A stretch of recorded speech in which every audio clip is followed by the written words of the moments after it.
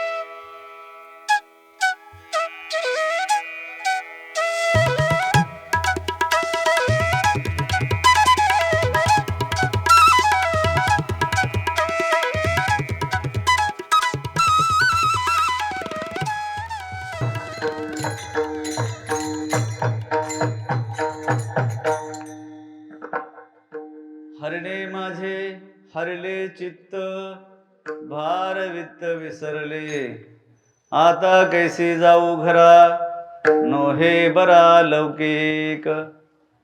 पारखी अशी सांगता गोष्टी घरची कुटी खातील, आता कैसी जाऊ घरा नोहे बरा लौकिक. तुका म्हणे निवांत राहे पाहिले पाही परतोनी, आता कैसी जाऊ घरा नोहे बरा लौकिक. विठ्ठला विठ्ठला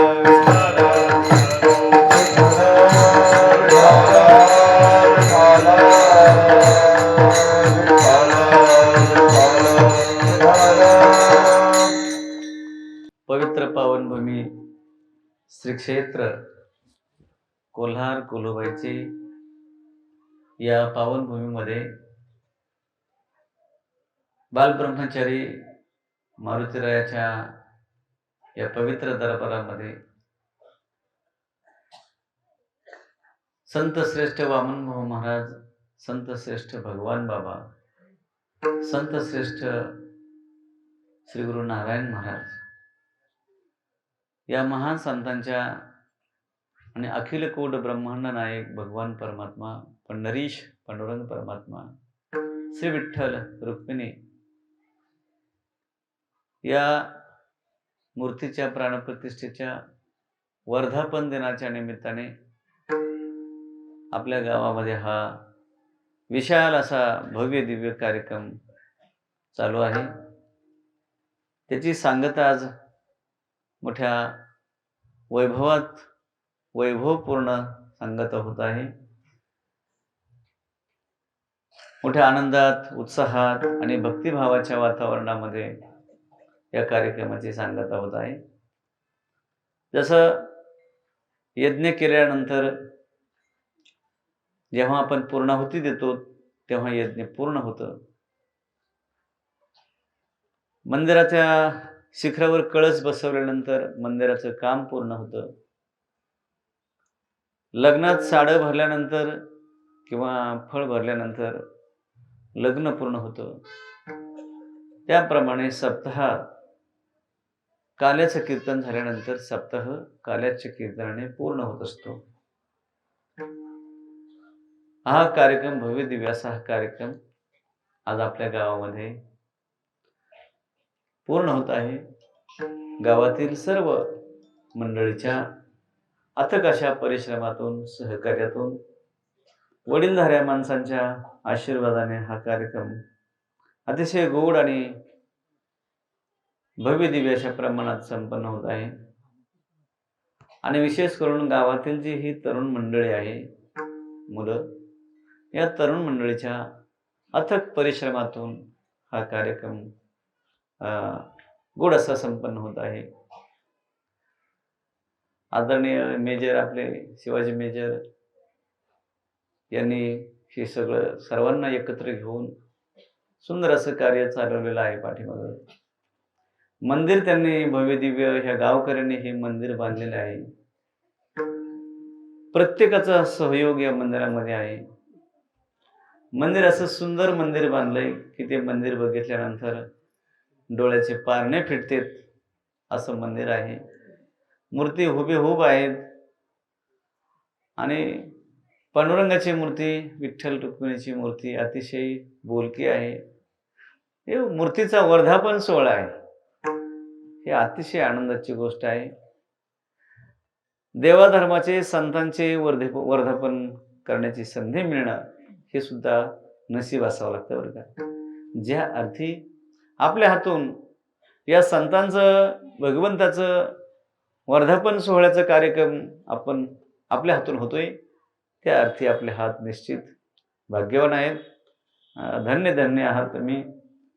अखंड हरिनाम सप्ताह आणि हनुमंतराया, प्रभू श्रीराम, प्रभू श्री गणेशा, संत भगवान बाबा, संत वामनभाऊ महाराज, संत नारायण महाराज यांच्या मंदिराचा पहिला लोकार्पण सोहळा आज या ठिकाणी संपन्न झालेला आहे.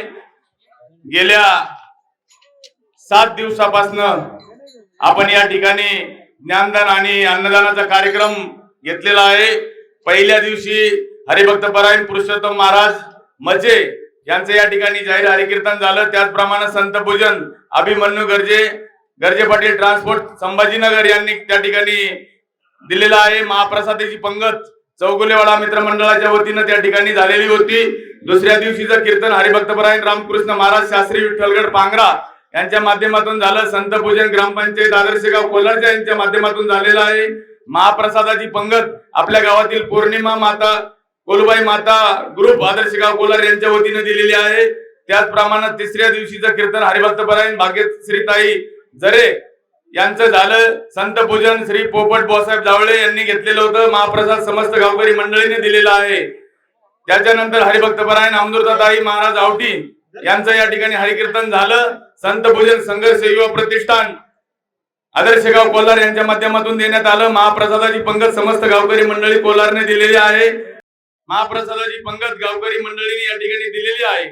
त्याप्रमाणे परवाचं कीर्तन हरिभक्त परायण बालाजी महाराज शास्त्री तिंतरवणी देवस्थान यांचं झालं. संत पूजन अंगणवाडी सेविका मंडळ यांनी घेतलेलं होतं. महाप्रसादाची पंगत गोलबाई माता ज्ञानदान अन्नदान ग्रुपच्या माध्यमातून त्या ठिकाणी घेण्यात आलेली आहे. रात्रीचं कीर्तन हरिभक्त परायण सुदर्शन महाराज शास्त्री त्रिभुवनेश्वर देवस्थान यांच्या माध्यमातून झालं. संत पूजन श्री संभाजी राधोबा पालवे यांनी घेतलं. महाप्रसादाची पंगत गावकरी मंडळीने दिलेली आहे. या सर्वांसाठी एकदा आपण सर्वांनी टाळ्या वाजवायच्या आहेत. आजचं काल्याचं कीर्तन खऱ्या अर्थानं ज्यांच्या माध्यमातून सांगायला आनंद वाटतो, प्रभू रामचंद्रांचं मंदिर अयोध्येमध्ये झालं.